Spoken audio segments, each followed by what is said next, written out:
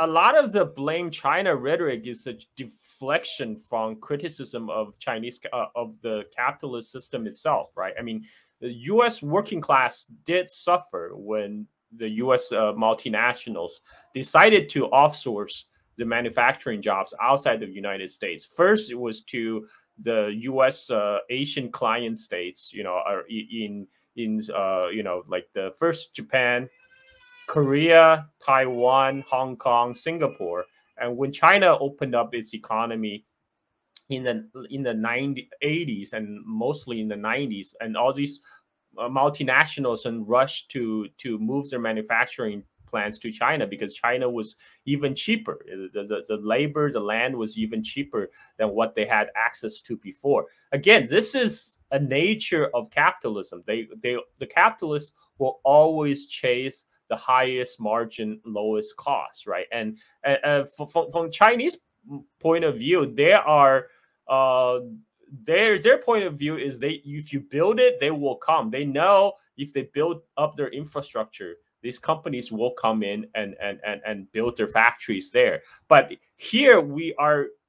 Oftentimes we just it just got simplified into China is stealing our jobs, right? And that's kind of the Trump crowd is banking on to just make it very simple. China is now that same rhetoric is being adopted by the Democrats as well in the United States, by the way, and it became China stealing our jobs rather than this is what capitalism does. This is the capitalist will always chase the highest margin, lowest cost. This is when when the first globalization happened, it happened under a U.S.-led world order, and all these U.S. multinationals willingly chose to move their the manufacturing base out offshore, and they moved to China because China at that time provided a large labor pool, a highly educated labor force that's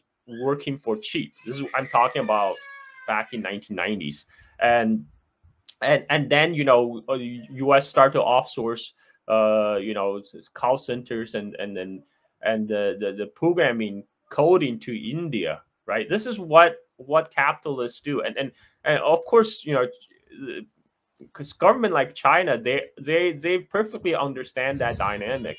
They know if you've the capitalists, they will sell you a robe to hang themselves. So they use that to their advantage to develop the Chinese domestic economy, right? That's something that our U.S. elite is not doing. We are pouring massive resources. U.S. is today still a very rich country, still one of the richest countries in the world. But instead of developing our own infrastructure, providing universal health care, we devote insanely amount of money towards the military industrial complex, because these are the people who have voices in Washington. There, it's Lockheed Martin, it's Boeing, it's Raytheon, and all their founded think tanks that dominated our our media landscape, right? And then they quote some pseudo leftists like Promise Lee, right, to support their arguments, and to put an Asian face on it. So this is what's happening today.